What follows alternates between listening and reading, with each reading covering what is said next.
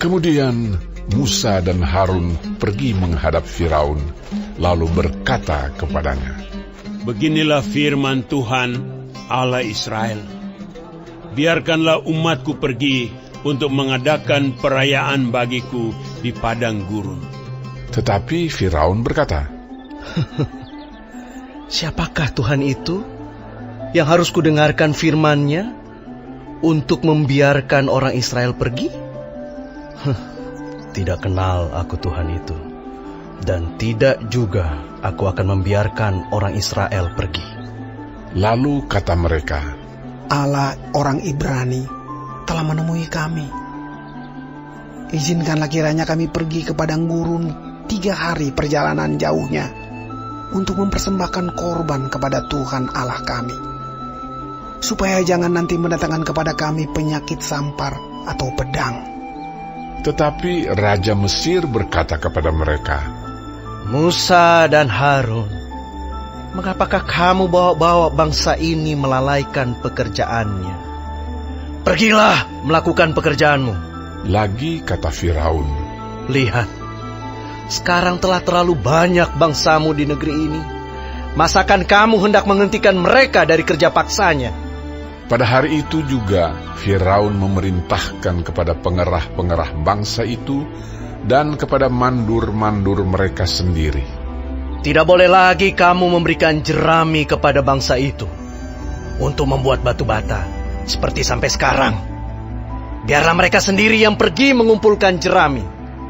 Tetapi jumlah batu bata yang harus dibuat mereka sampai sekarang, bebankanlah itu juga kepada mereka, dan jangan menguranginya, karena mereka pemalas."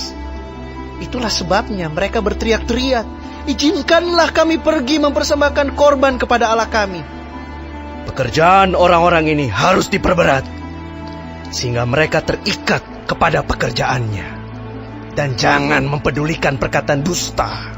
Maka para pengerah bangsa itu dan para mandurnya pergi dan berkata kepada mereka, "Beginilah kata Firaun, aku tidak memberi jerami lagi kepadamu. Pergilah kamu sendiri mengambil jerami, dimanapun kamu mendapatnya. Tetapi pekerjaanmu sedikit pun tidak boleh kurang." Lalu berseraklah bangsa itu ke seluruh tanah Mesir untuk mengumpulkan tunggul gandum sebagai pengganti jerami. Dan pengerah-pengerah itu mendesak mereka dengan berkata, "Selesaikan pekerjaanmu, yaitu tugas sehari, seperti pada waktu ada jerami." Lalu pengerah-pengerah Firaun memukul mandur-mandur Israel yang mereka angkat sambil bertanya, "Mengapakah kamu pada hari ini tidak menyelesaikan jumlah batu bata yang harus kamu buat seperti kemarin?" Sesudah itu, pergilah para mandur Israel kepada Firaun dan mengadukan halnya kepadanya. "Mengapakah Tuanku berlaku seperti itu terhadap hamba-hambamu ini? Jerami tidak diberikan lagi kepada hamba-hambamu ini. Tetapi walaupun begitu, kami diperintahkan buatlah batu bata. Dan dalam pada itu hamba-hambamu ini dipukuli. Pada rakyat Tuanku lah yang bersalah." Tetapi ia berkata, "Pemalas kamu, pemalas! Itulah sebabnya kamu berkata, 'Izinkanlah kami pergi mempersembahkan korban kepada Tuhan.' Jadi sekarang, pergilah, bekerja. Jerami tidak akan diberikan lagi kepadamu, tetapi jumlah batu bata yang sama harus kamu serahkan." Maka mengertilah para mandur Israel bahwa mereka ada dalam keadaan susah, karena dikatakan kepada mereka, "Kamu tidak boleh mengurangi jumlah batu bata pada tiap-tiap hari." Waktu mereka meninggalkan Firaun, berjumpalah mereka dengan Musa dan Harun yang sedang menantikan mereka. Lalu mereka berkata kepada keduanya, "Kiranya Tuhan memperhatikan perbuatanmu dan menghukumkan kamu, karena kamu telah membusukkan nama kami kepada Firaun dan hamba-hambanya. Dan dengan demikian kamu telah memberikan pisau kepada mereka untuk membunuh kami." Lalu Musa kembali menghadap Tuhan, katanya, "Tuhan, Mengapakah kau perlakukan umat ini begitu bengis? Mengapa pula aku yang kau utus?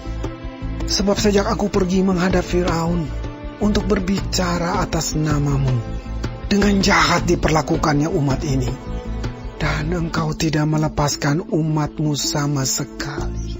Tetapi Tuhan berfirman kepada Musa, "Sekarang engkau akan melihat apa yang akan kulakukan kepada Firaun. Sebab dipaksa oleh tangan yang kuat, ia akan membiarkan mereka pergi.